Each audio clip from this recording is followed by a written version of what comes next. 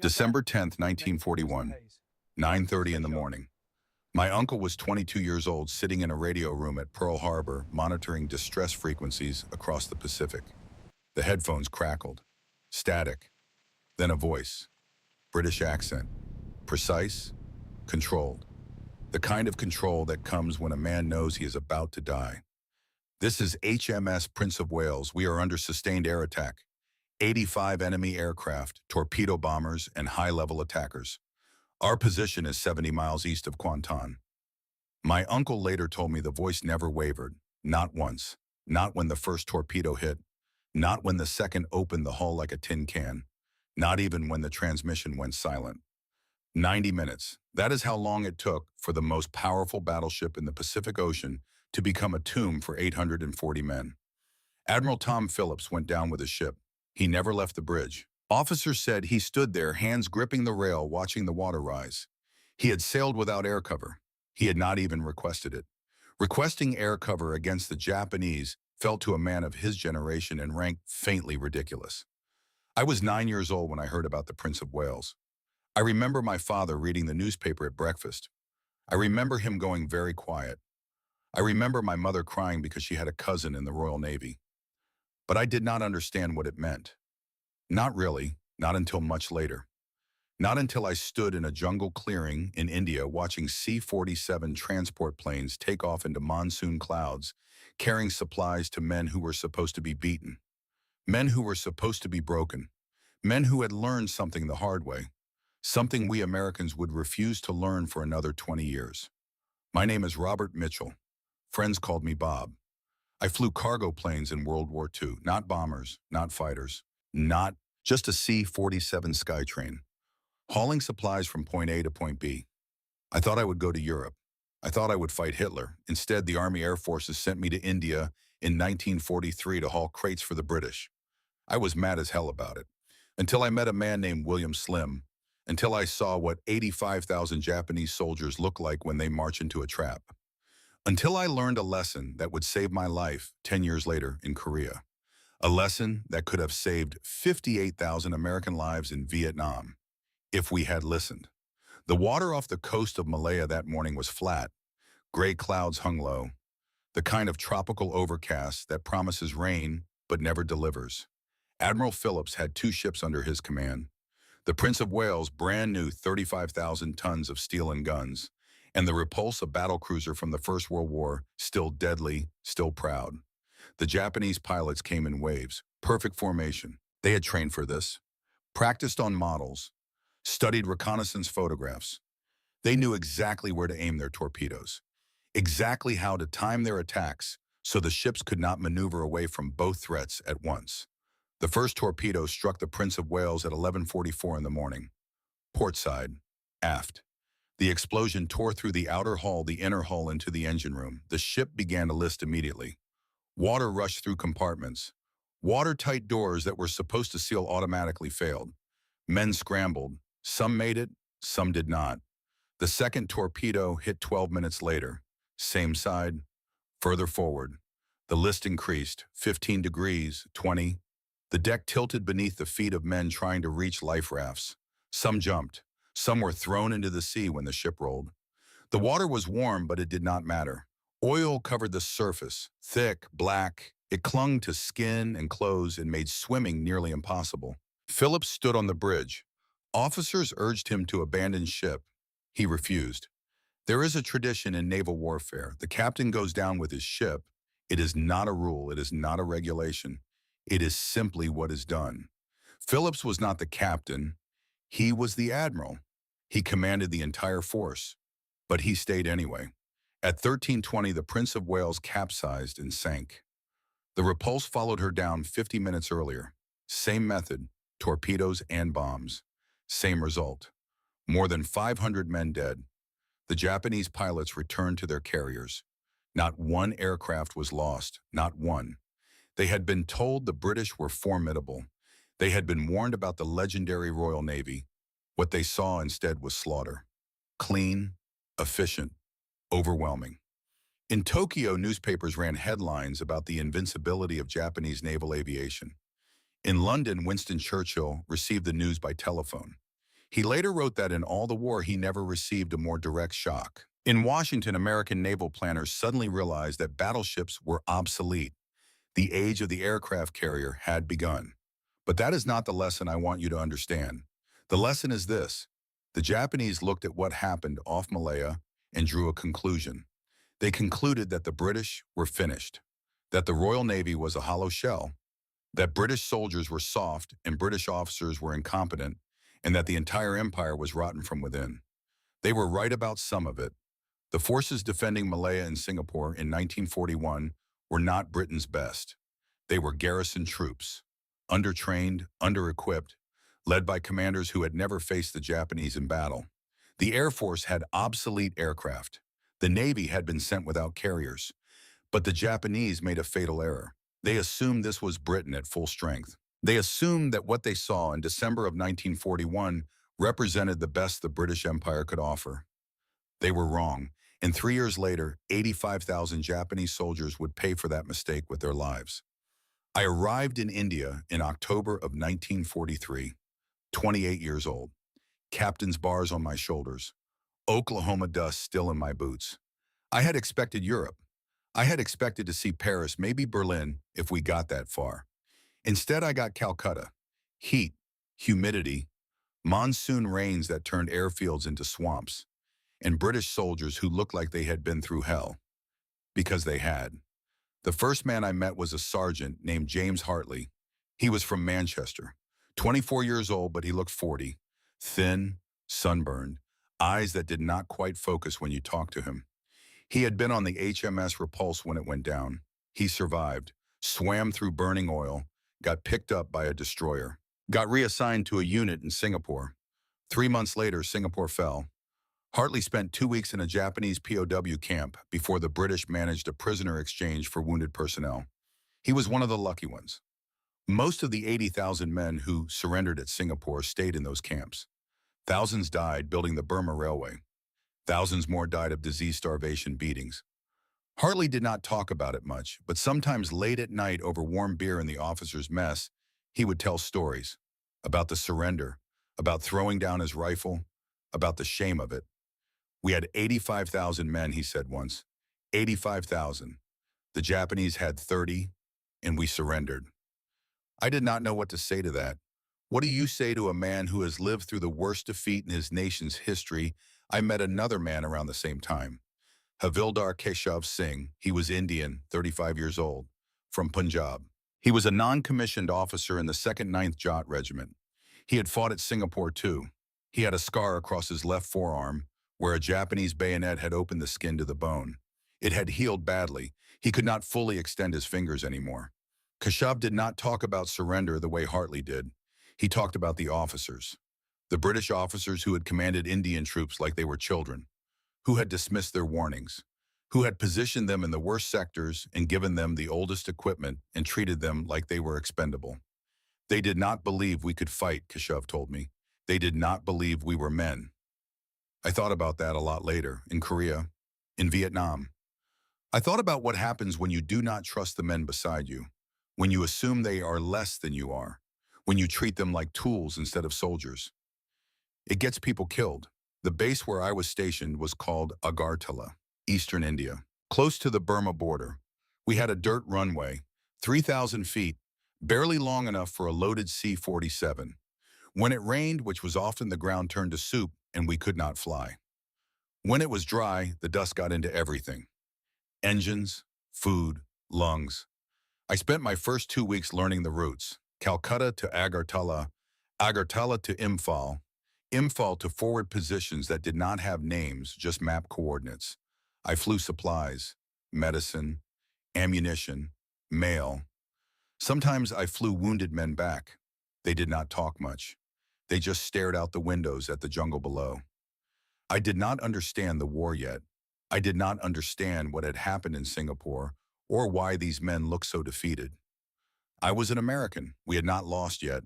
We were winning in the Pacific. We were pushing the Japanese back island by island. We were bombing Germany. We were building ships faster than they could sink them. I thought the British had just given up too easily. I thought they lacked the fighting spirit that made America great. I was an idiot. I met General William Slim in November. He came to the airfield unannounced. No fanfare, no staff cars with flags, just a Jeep covered in mud and a driver who looked like he had not slept in 3 days. Slim was 52 years old, average height, thick around the middle. He wore glasses. His uniform was rumpled. He looked like somebody's uncle, not like a general who commanded an entire army. He walked right up to me while I was checking the cargo manifest on my plane. Did not salute, did not introduce himself, just said, "Captain, how much weight can you carry?" I looked at him, looked at the single star on his collar, snapped to attention. 6,000 pounds, sir, if the strip is long enough. What if the strip is in a jungle clearing? Under fire, I thought about it. 4,000, maybe. He nodded. That will have to do. You will be saving lives, Captain. British lives, Indian lives. Gurkha lives. All our boys. That was it. He walked away, got back in his Jeep, drove off. I asked Hartley about him later. Hartley smiled. First time I had seen him smile. That is General Slim, he said. He is different. Different how, I asked. He gives a damn. Over the next few months, I started to understand what Hartley meant. Slim was everywhere. He visited forward positions constantly. He ate with the men. He slept in the same mud they slept in. He spoke Hindi and Urdu well enough to talk directly to Indian soldiers without a translator. And he did something I had never seen a general do before. He listened. He asked questions. What are you eating? Are you getting enough salt tablets? Is the mepicrine working? Do you have dry socks? How is morale in your section? He cared about the small things, the things that keep men alive in the jungle. Malaria prevention, foot care, water purification. He enforced Mepacrine discipline so strictly that officers had to check the color of their men's urine every morning. Yellow urine meant you were taking your anti-malaria pills. Clear urine meant you were not, and you got put on charges. It sounds ridiculous. Checking urine. But malaria was evacuating more men than Japanese bullets. In some units, 70% of the soldiers were sick. You cannot fight a war if your army is lying in hospital tents with fever. Slim fixed that. In 6 months, malaria rates dropped from 50% to 5%. He fixed other things too. Training, tactics, supply lines. But most importantly, he fixed morale.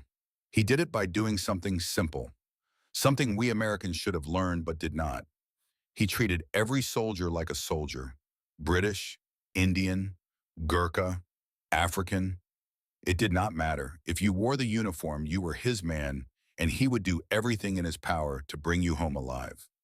I watched Keshav change over those months. He started standing straighter, started smiling, started believing that maybe, just maybe, he was good enough, that maybe the defeat at Singapore was not his fault, that maybe he could fight and win.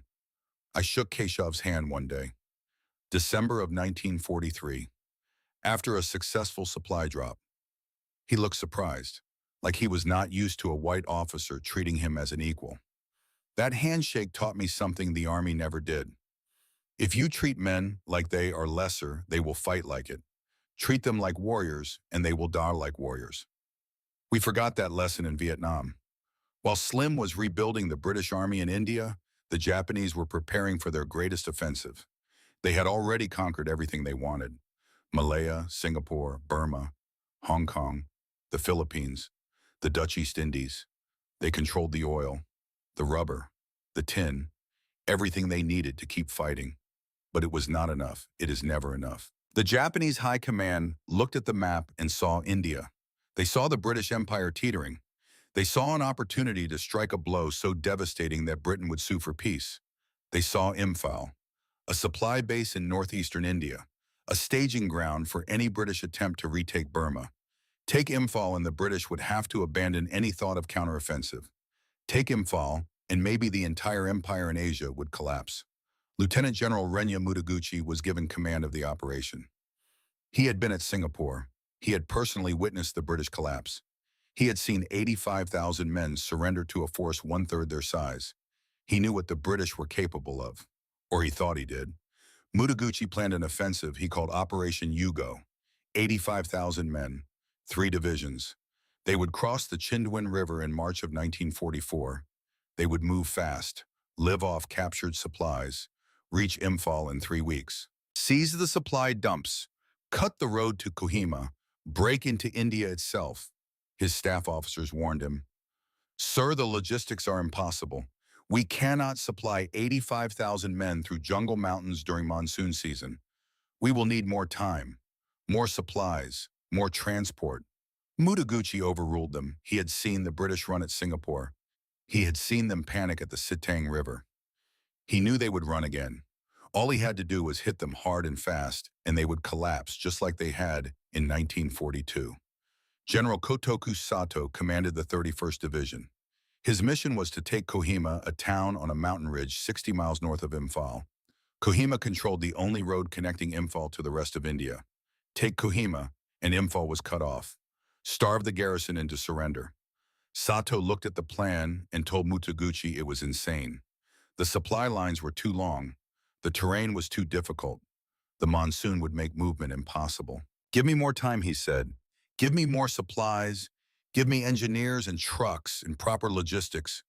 Mutaguchi threatened him with court-martial. Sato went anyway. He was a soldier. Orders were orders. In the ranks of the 31st Division was a private first class named Hiroshi Yamamoto, 23 years old, from Osaka. He had joined the army in 1941. He believed in the emperor. He believed in the Greater East Asia co-prosperity sphere. He believed that Japan was liberating Asia from white colonial oppression. He believed the British could not fight. Yamamoto kept a diary. Lots of Japanese soldiers did. Small notebooks with rice paper pages. They wrote about home, about food, about the weather, about their faith in victory. On March 7, 1944, the night before his division crossed the Chinduan River, Yamamoto wrote this: "Tomorrow we begin the march to India. The officers say we will be in Imphal in 3 weeks. They say the British will run like they did at Singapore. They say we are liberating Asia. I believe them. When I come home, I will tell my son about the day we defeated the British Empire." Yamamoto had a son, 3 years old. He had never met him. The boy was born while Yamamoto was training in Manchuria. He carried a photograph, worn, creased, a woman holding a baby, his wife and his son. He looked at that photograph every night before he slept. 85,000 men crossed the Chinduan River on March 8, 1944. They carried rifles, grenades, swords, rice for 3 weeks, no more. They were told they would eat British supplies once Imphal fell. They marched into the jungle singing, confident, strong, ready to finish what they had started at Singapore. They had no idea what was waiting for them. I was flying reconnaissance missions by March of 1944. Not combat, just eyes in the sky, looking for Japanese movements, reporting concentrations, watching supply lines. On March 10th, I saw them, thousands of them, snaking through the valleys east of the Chinduan, long columns, moving west, moving toward Imphal.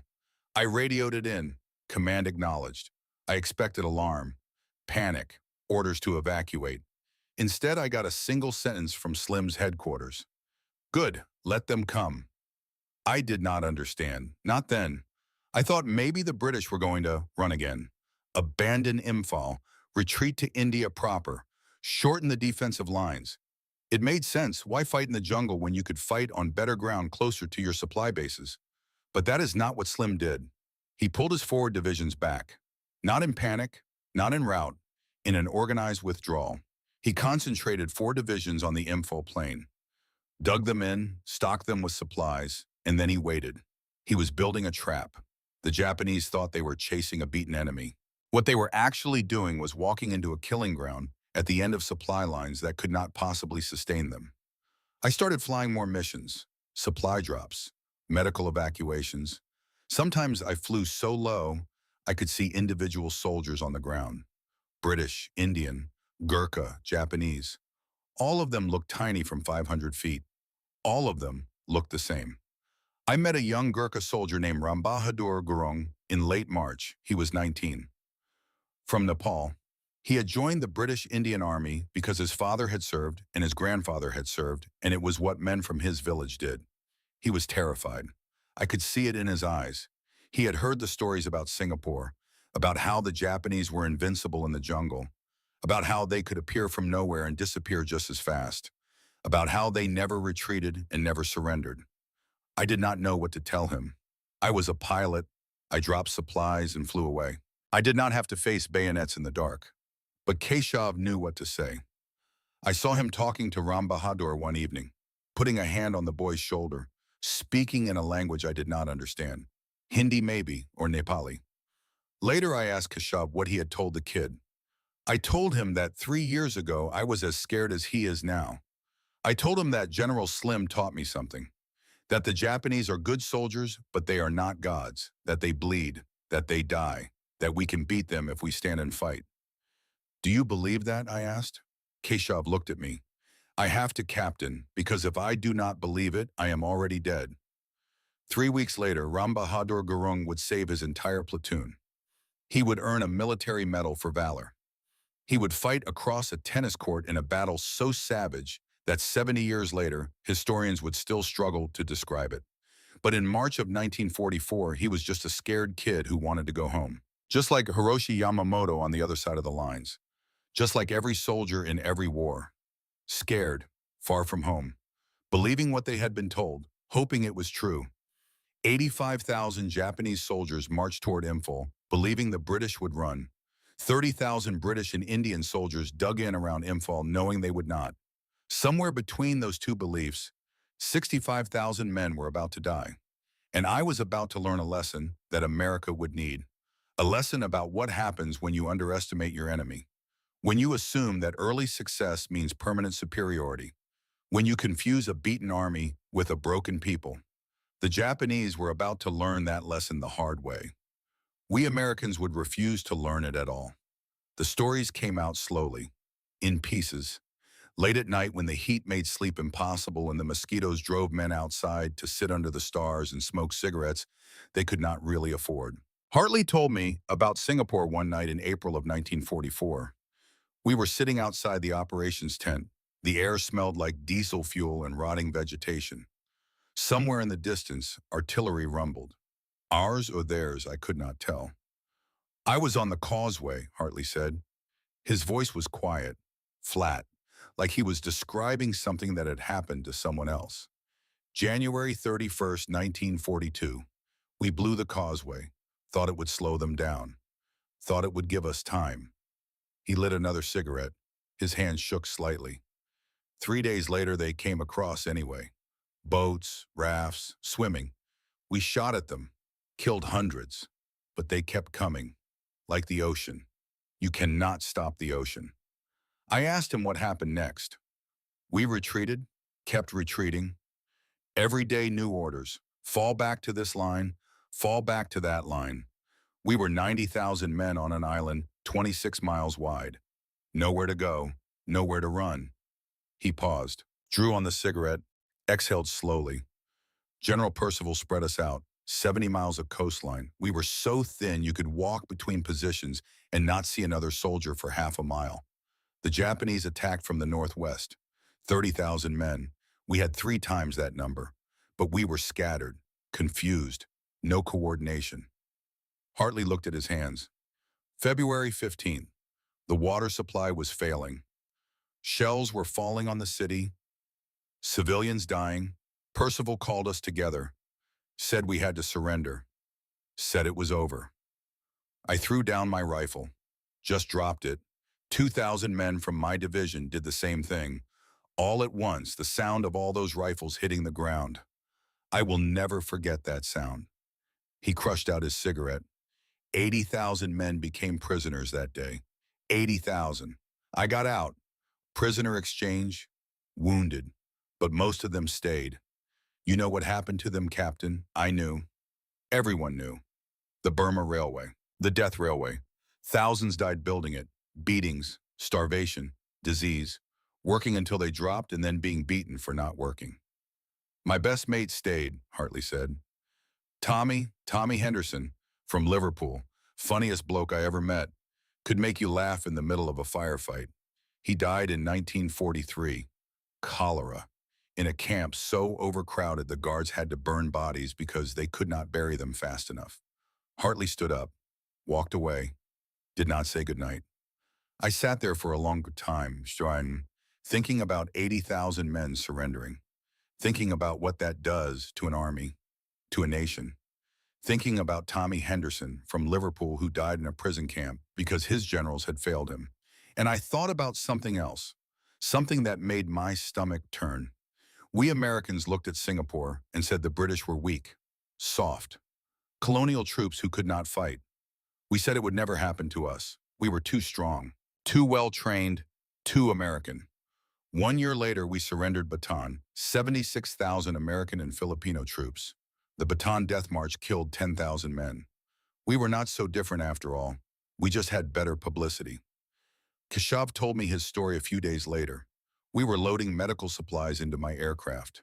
Morphine, sulfa drugs, bandages, basic stuff that saved lives. You want to know why we lost, Keshav said suddenly.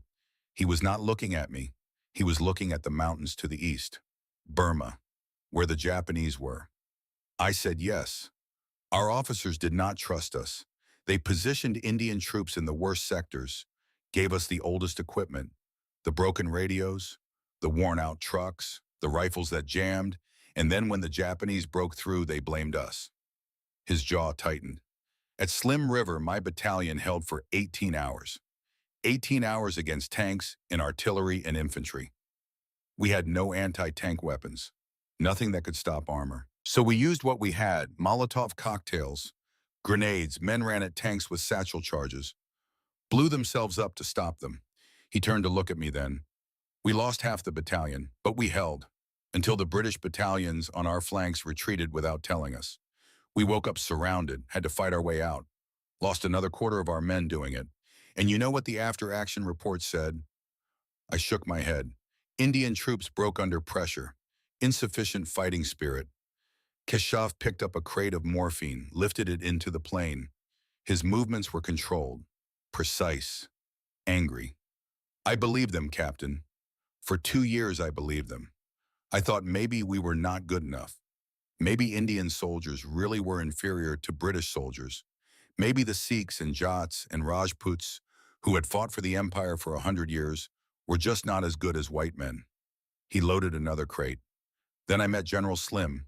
He came to our camp, walked through the lines, talked to us, not at us, to us, asked us questions. What did you see at Singapore? What mistakes did we make? What would you do differently? He listened, actually listened, like our opinions mattered. Keshav stopped, looked at me. He told us something I will never forget. He said, you did not fail at Singapore. Your leaders failed you. Bad strategy, bad tactics, bad logistics. You fought with what you had, and you fought well. Now we are going to give you what you need. Real training, real equipment, real leadership. And then we are going to go back to Burma, and we are going to beat them. There were tears in Keshav's eyes. That was the first time since Singapore that anyone treated me like a soldier instead of a problem to be managed. I helped him load the last crate. We did not talk, but I understood something in that moment, something I wish I had understood earlier, something I wish America had understood before Vietnam. You cannot ask men to die for you if you do not respect them while they live. The Japanese had their own stories, their own truths. I did not learn them until much later, until after the war, until I met survivors in Tokyo and Osaka and listened to what they had believed. Second Lieutenant Akira Tanaka had sunk the Prince of Wales, or his squadron had. He flew a Mitsubishi G-4M bomber. The Allies called it a Betty. He called it his duty. Tanaka survived the war, became a teacher. In 1952, during my R&R from Korea, I met him by accident at a memorial in Tokyo. We talked through a translator. He told me what he had thought in December of 1941. We were told the British were the greatest naval power on earth. We were told their ships were invincible. We were told we would probably die trying to sink them. Tanaka looked at the memorial, names carved in stone, thousands of them. When we saw the Prince of Wales in Repulse, we were afraid. But we had trained, we had practiced, we knew what to do, so we did it. And they sank, both of them. It was so easy, too easy. He paused. We thought if the Royal Navy is this weak, what about the Army? What about their empire? We thought we had discovered the truth, that the white man's power was a lie, that all of Asia had been fooled into thinking Europeans were superior. We thought we were liberating Asia by showing everyone the truth. I asked him what truth. That the emperor's soldiers were stronger, better, more willing to sacrifice, that our spirit could overcome their machines, that Yamato Damashi, the Japanese soul, made us invincible. Tanaka looked at me then. We were wrong about all of it, but we did not learn we were wrong until 65,000 of us were dead. I thought about that conversation many times afterward, how both sides had been wrong. The British underestimated the Japanese. The Japanese overestimated themselves. Both mistakes came from the same source: arrogance. The assumption that early success meant permanent superiority. America made the same mistake later. We won in the Philippines. We won at Midway. We won island after island. And we assumed that meant we would always win, that our way of fighting was the right way, the only way. We were wrong too. By the time the Japanese crossed the Chindwin River in March of 1944, Slim had been rebuilding the British Indian Army for 16 months. 16 months of painful, unglamorous work that won no headlines and earned no medals. He started with malaria. Sounds simple. It was not. In some battalions, 70% of the men were sick at any given time. Malaria, dysentery, dengue fever, typhus. The jungle was killing more soldiers than the Japanese ever could. Slim enforced mipacrene discipline. Mipacrene was an anti-malaria drug. It turned your skin yellow and made you feel sick to your stomach, but it worked. The problem was getting soldiers to take it. They did not like feeling nauseous. They did not like turning yellow. So they dumped the pills. Slim made it an order. Take your mepacrine or face charges. He had officers inspect urine every morning. If your urine was not bright yellow, you were not taking your pills and you were in trouble. It sounds absurd, court-martialing soldiers for not urinating yellow. But it worked. Malaria rates dropped from 50% to 5% in 6 months. I flew the mepacrine supplies in, crate after crate of little yellow pills. I watched medics distribute them, watched officers check compliance, watched the sickness rates fall. Slim fixed training next. Jungle warfare is different from any other kind of fighting. You cannot see more than 50 yards. Navigation is done by compass and guesswork. Ambushes come from every direction. You have to learn to fight in 3 dimensions. Above you in the trees, around you in the undergrowth, below you in the stream beds. British and Indian troops trained for months. Patrolling, ambush drills, night fighting, river crossings. They learned to navigate without roads, to find water without maps, to move silently through vegetation that sounded like a brass band when you pushed through it. And they learned something revolutionary. They learned to be supplied by air. This was the game changer. The Japanese tactical doctrine in Burma depended on cutting British supply lines. Get behind them, cut the road, force them to retreat or starve. It had worked at Singapore, at Rangoon, at every battle in Burma. Slim's solution was simple. Stop retreating when your supply lines get cut. If you can be supplied by air, you do not need roads. You do not need to retreat. You can stand and fight while the enemy starves at the end of their own supply lines.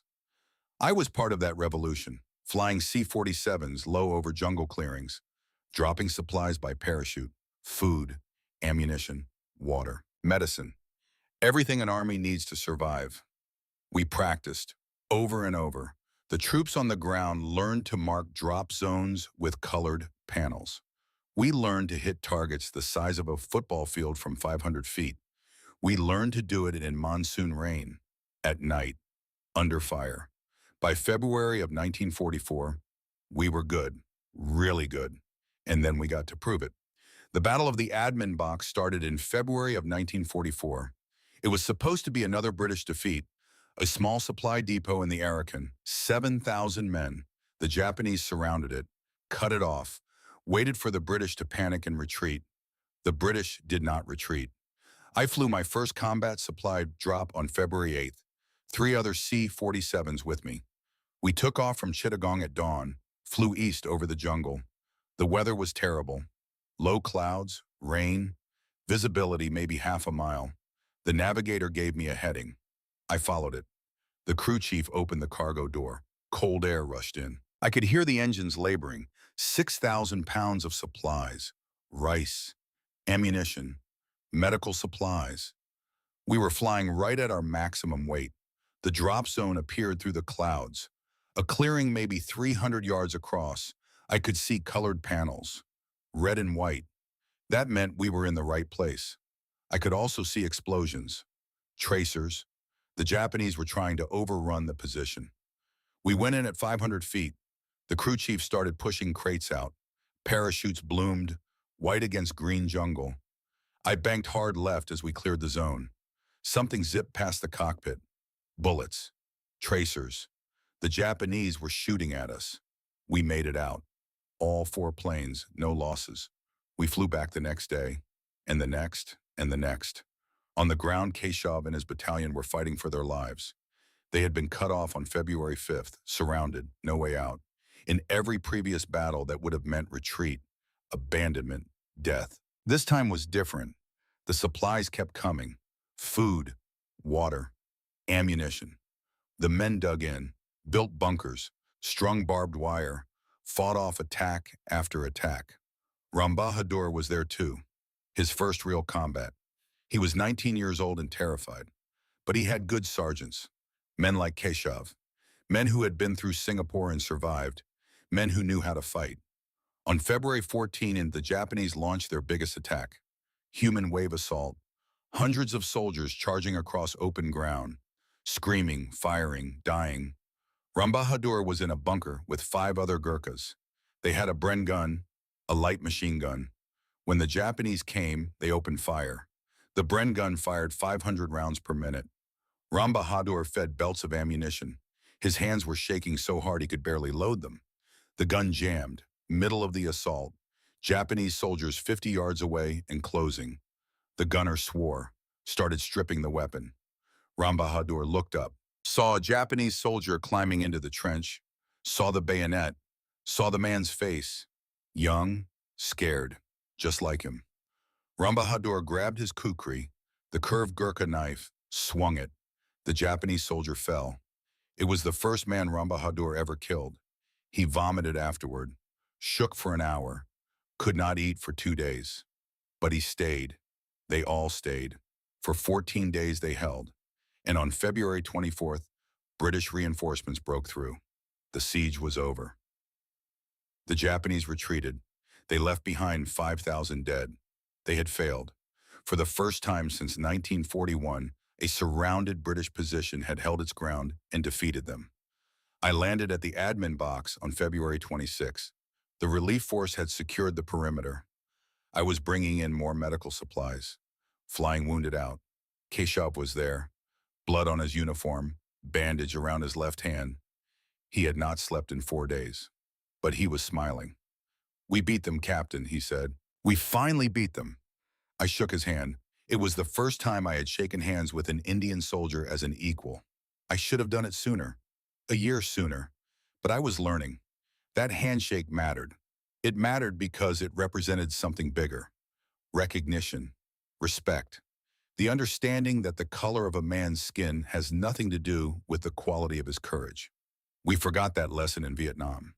We treated our South Vietnamese allies the same way the British had treated Indian troops in 1942, like children, like problems, like people who could not be trusted to fight for their own country. It got 58,000 Americans killed.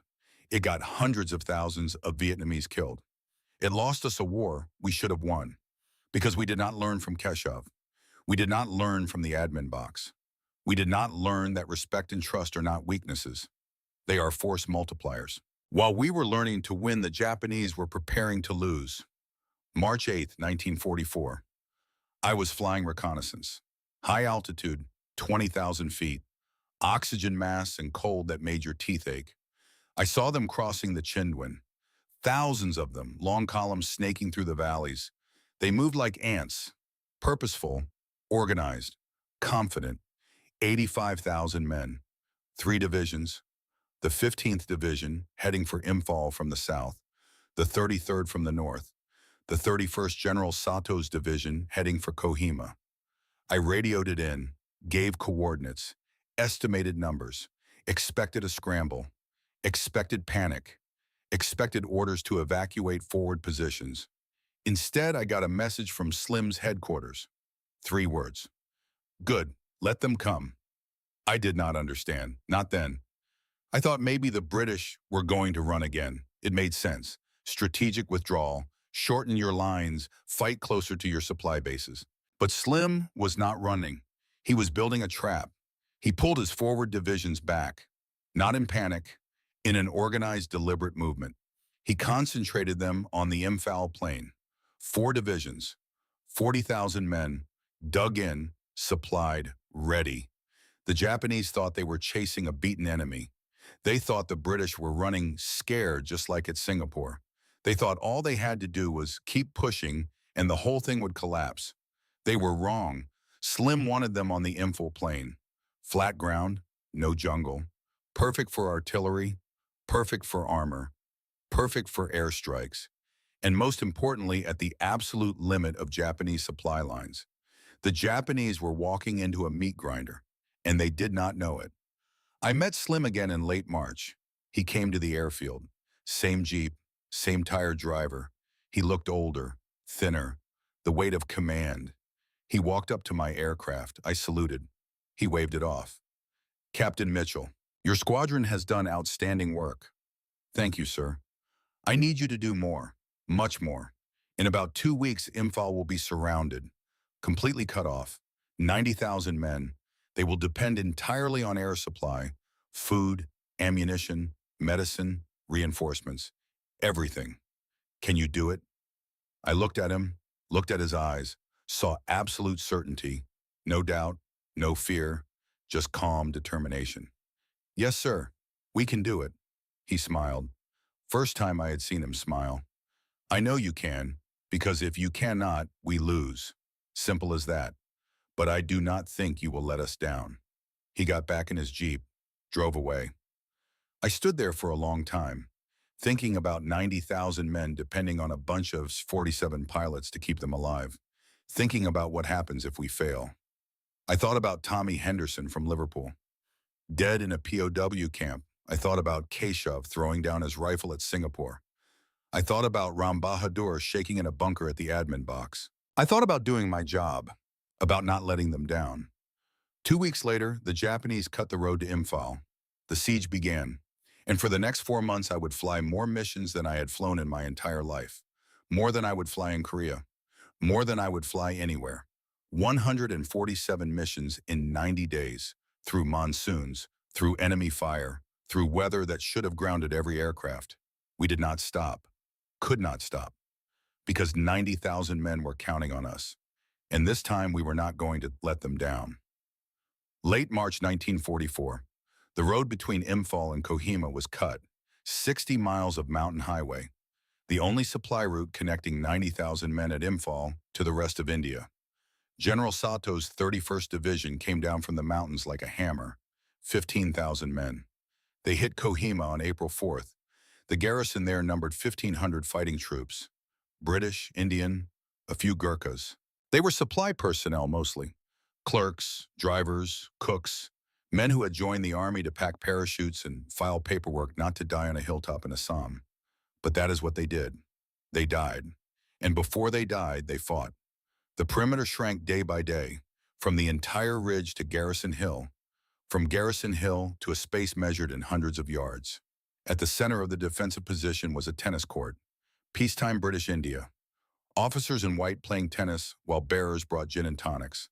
Now it was the front line. British soldiers dug in on one side of the tennis court, Japanese soldiers on the other. The distance between them was 90 feet. You could throw a grenade across it. You could hear the enemy talking, smell their cigarettes, hear them dying. I flew over Kohima on April 10th. Could not land, no airfield. The drop zone was the size of a basketball court. I came in at 300 feet. The crew chief pushed supplies out the door. Parachutes opened. Some drifted into British positions, some into Japanese positions, some into no man's land where neither side could reach them. I could see the tennis court from up there, could see men in the bunkers on both sides, could see bodies lying in the open. They had been there for days. No one could retrieve them. They lay between the lines. British, Indian, Japanese, rotting in the spring heat. The smell must have been unbearable. I was at 300 feet and I could smell it. Death, decay, the sweet, sick smell of bodies breaking down in tropical heat. Ram Bahadur was down there. His battalion had been rushed to Kohima when the siege began. They arrived on April 18th. The perimeter was shrinking. Water could only be drawn from one spring, and that spring was under constant fire. Food was running low, ammunition was running low, hope was running low. Ram Bahadur told me later, years later, when we were both old men, what it was like. The Japanese came every night, sometimes twice a night. They would scream, bonsai charges, wave attacks. We would shoot until the barrels of our rifles were too hot to touch, and still they came. He paused. We were sitting in a hotel in London. 1998, both of us old, both of us with more past than future. On April 20th, they broke through, got into our trench line.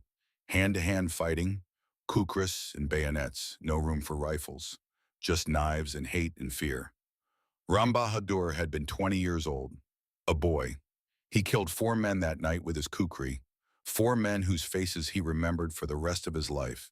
Young faces, scared faces, faces that looked just like his.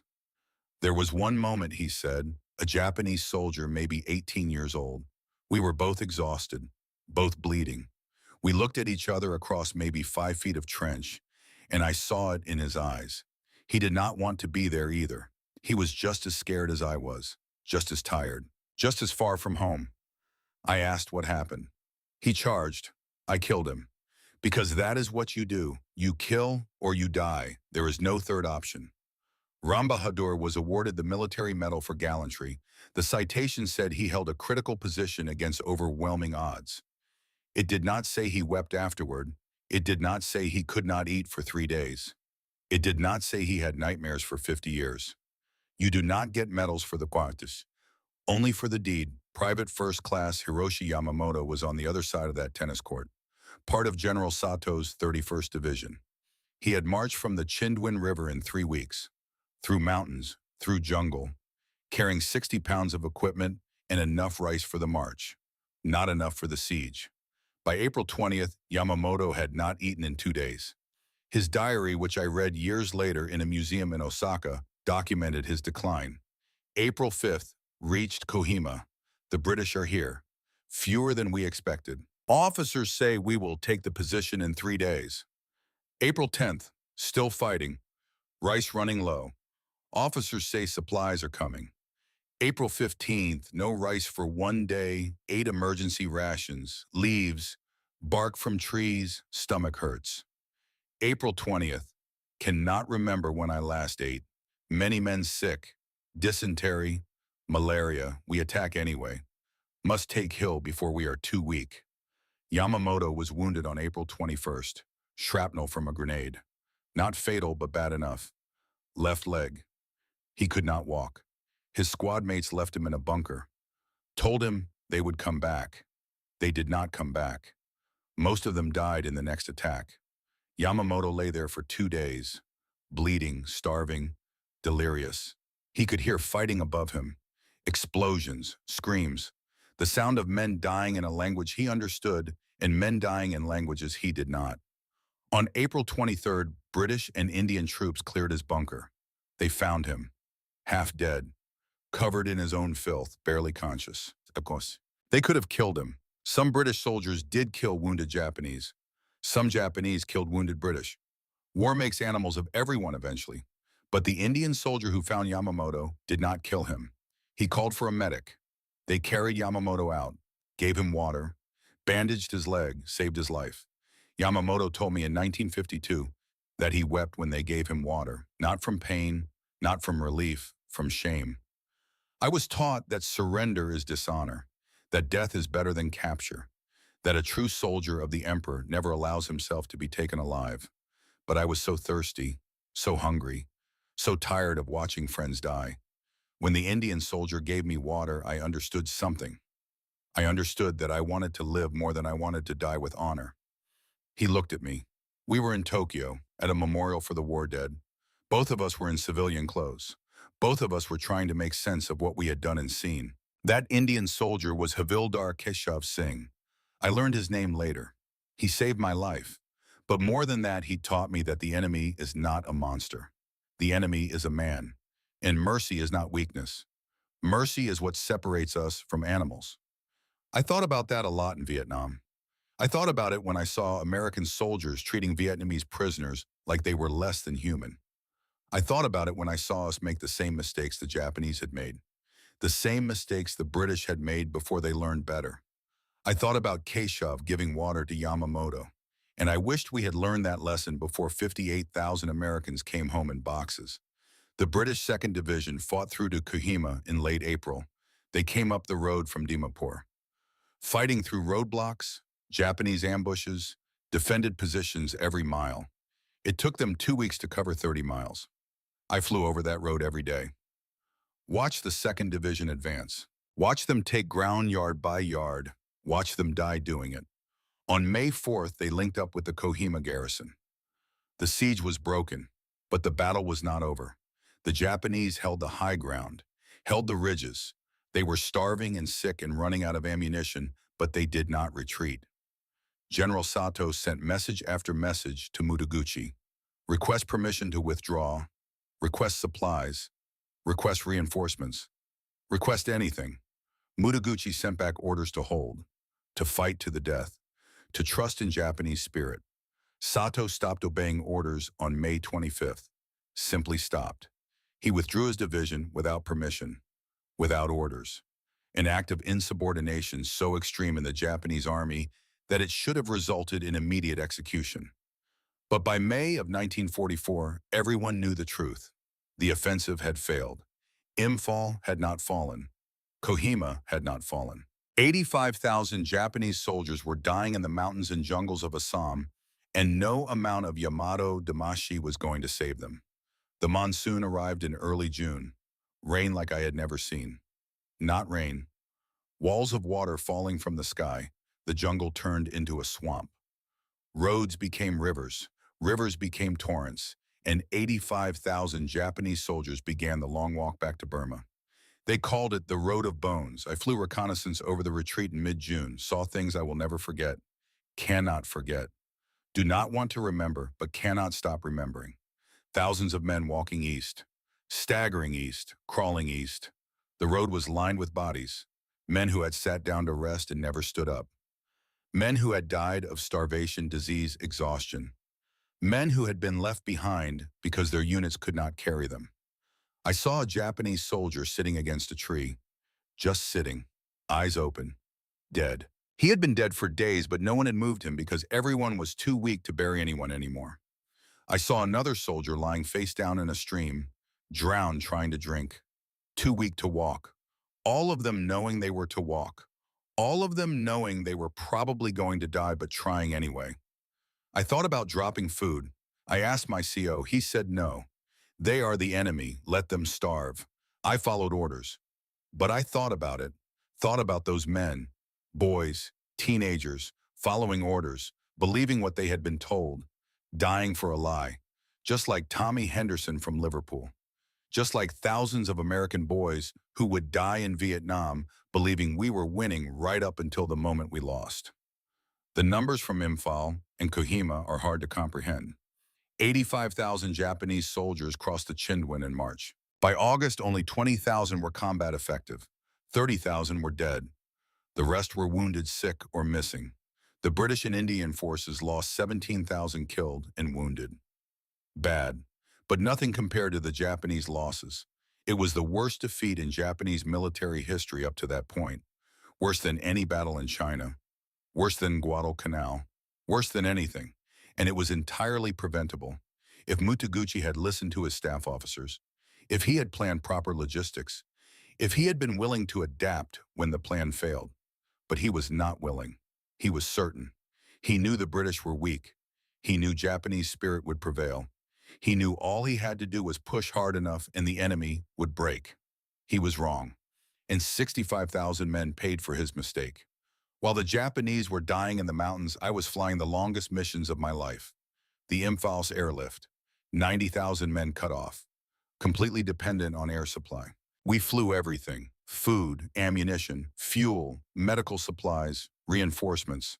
We flew in Spitfires disassembled to be put together at Imphal. We flew in mules, we flew in mail. We flew in everything an army needs to survive and fight. And we flew out the wounded. Thousands of them, British, Indian, Gurkha, men with no legs, men with no faces, men who screamed when you touched them. Men who did not make a sound because they were too far gone to feel pain anymore. I flew 147 missions between March and August of 1944, more than any other pilot in my squadron. Not because I was brave, because I was there and the job needed doing and someone had to do it. Keshav was at Umphal the entire time. His battalion held the Bishampur sector. Southern approach. The Japanese hit them again and again. Human wave attacks, artillery barrages, infiltration attempts. Keshav told me later that he stopped counting after the 50th attack. Stopped counting bodies after the first week. Just fought. Slept when he could. Ate when he could. Tried not to think about dying.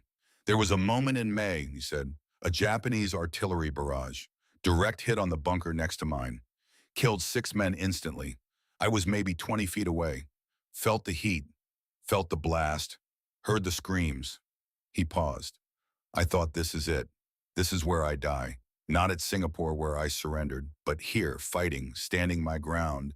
And I was okay with that, because this time I was not running. This time I was not throwing down my rifle. This time I was a soldier.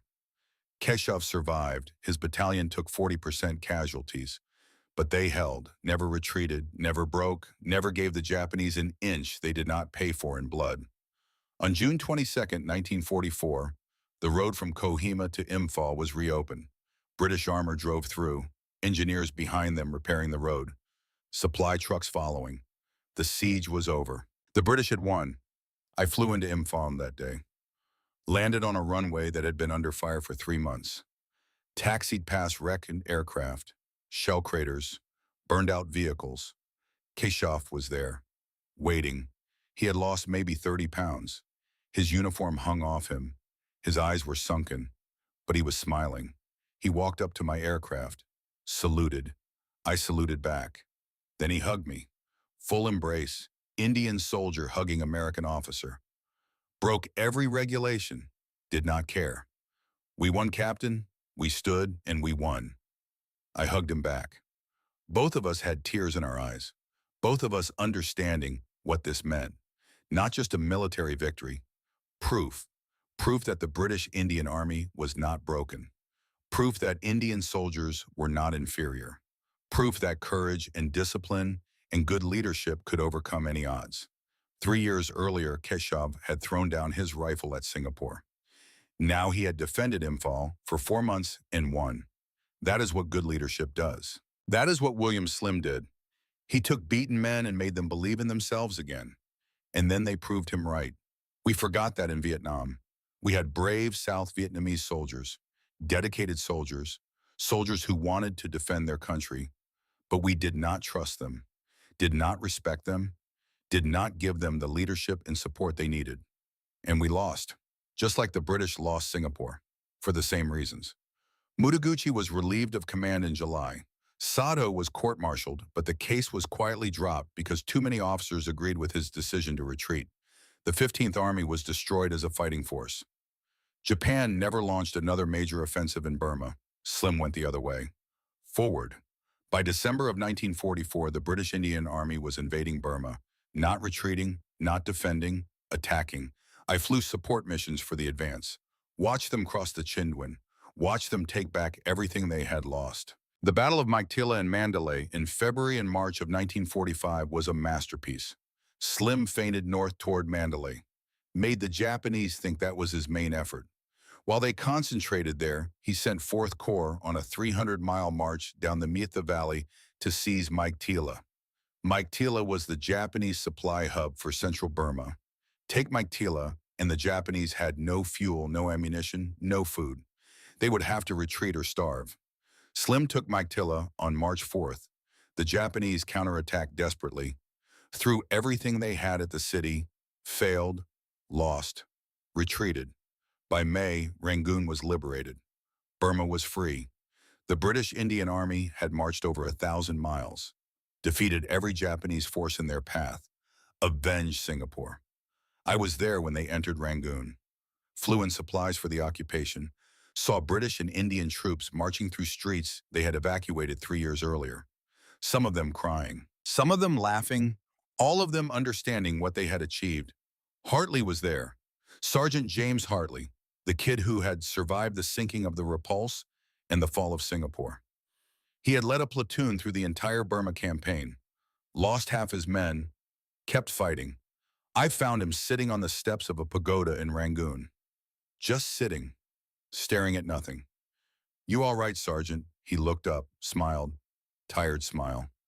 "3 years ago, I threw down my rifle here. Thought I would never see this place again.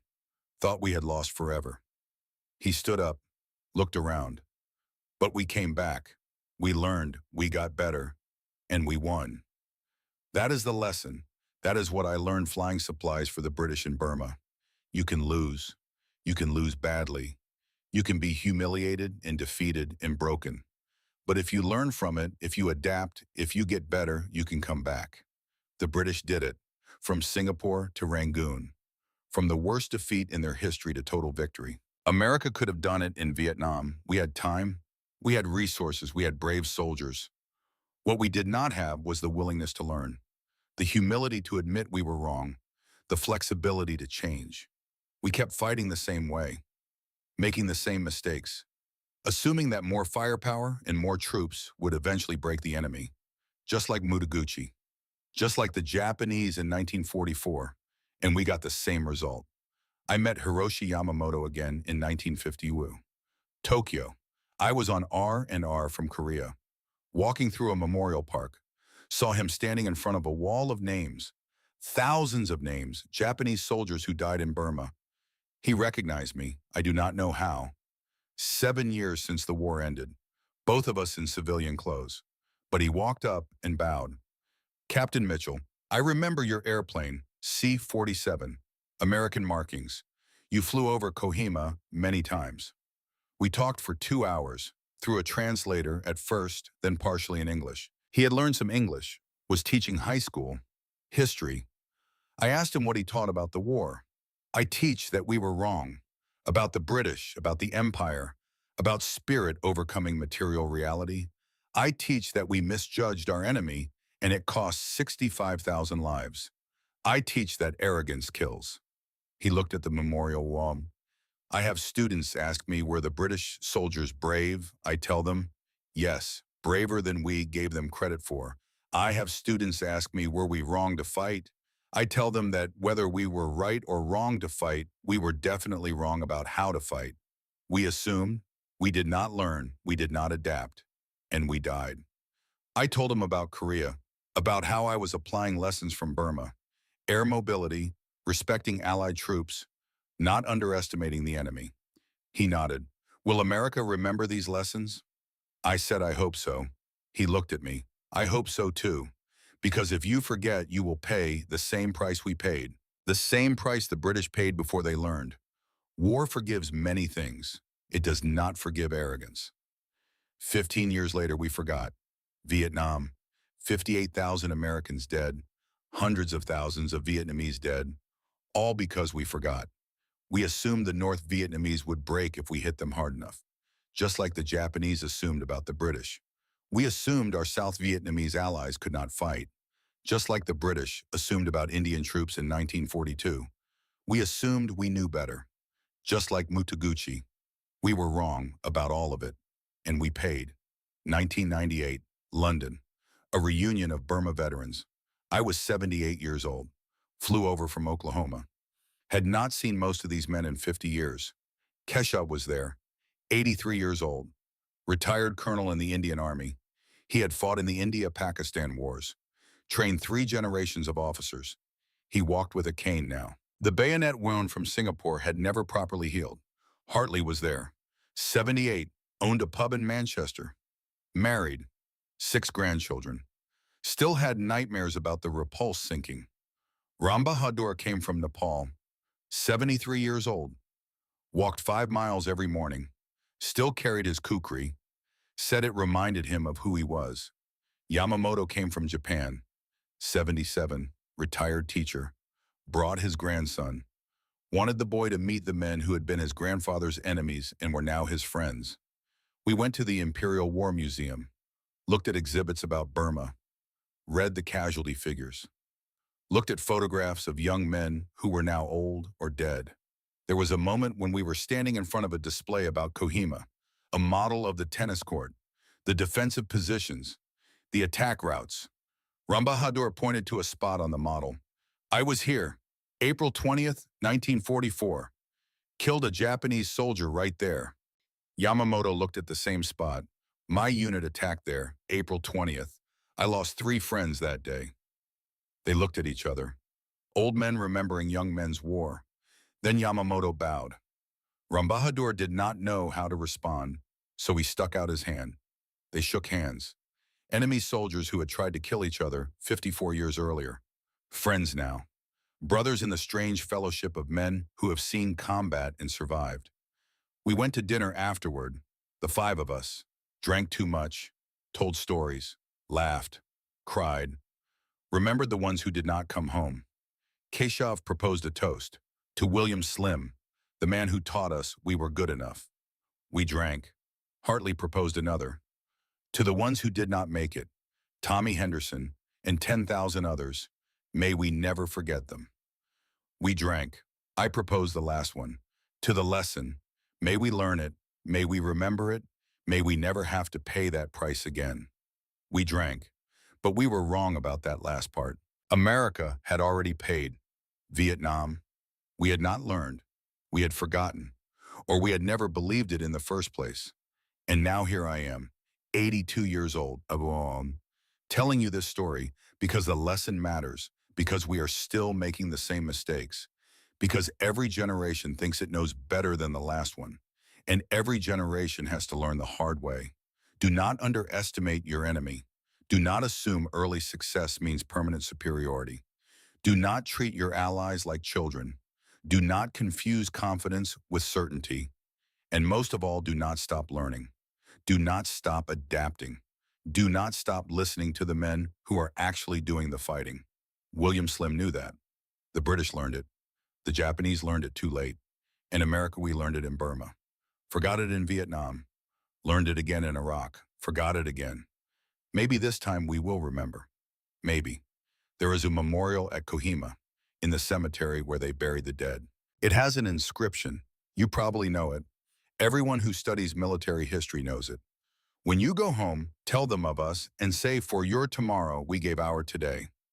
I stood at that memorial in 2004, 80 years old, one of the last who remembered. Keshav had died in 1999, Hartley in 2002, Rambahadur in 2003. Yamamoto made it to 2005. I stood there alone, reading the names, thousands of them. British, Indian, Gurkha, Japanese buried in their own cemetery down the hill. All of them young, all of them dead, all of them believing what they were told. For your tomorrow, we gave our today. That is what soldiers do. Always have. Always will. They give their today so that the rest of us can have tomorrow. The least we can do is make sure their sacrifice means something. Make sure we learn from it. Make sure we do not waste their deaths by repeating the same mistakes. That is why I am telling you this story. Because I am old. Because I remember. Because the men who lived it are gone. Because their lesson is still true. Do not misjudge your enemy. Do not assume. Do not stop learning. And never ever forget that the man across from you, enemy or ally, is a man. Not a monster, not a child, not a problem to be managed. A man, with hopes and fears and a family waiting for him at home. Keshav taught me that. Slim taught me that. Yamamoto taught me that. 65,000 dead Japanese soldiers taught the world that. 80,000 British and Indian POWs at Singapore taught the world that. The question is, did we learn it? Will we remember it? Or will the next generation have to pay the price again? I do not know. I hope not. But hope is not a plan. The lesson is there. Written in blood from Singapore to Kohima to Rangoon. Written in blood from the Chindwin to the Road of Bones. Written in blood in the jungles of Vietnam and the mountains of Afghanistan. The lesson is simple. Respect your enemy, trust your allies, never stop learning, and never ever let arrogance replace intelligence. That is what William Slim taught me. That is what the British learned between 1942 and 1945. That is what the Japanese learned too late. That is what I am teaching you now. For your tomorrow, they gave their today. Make it count. Historical note. The Kohima Memorial inscription from the Kohima Epitaph is one of the most famous military memorial dedications in the world. The lessons regarding respect for opponents, trust in allies, and continuous adaptation remain relevant in contemporary military doctrine, but require constant reinforcement across generational change. The universal soldier experience, transcending national boundaries, is increasingly recognized in reconciliation efforts and veteran reunions worldwide.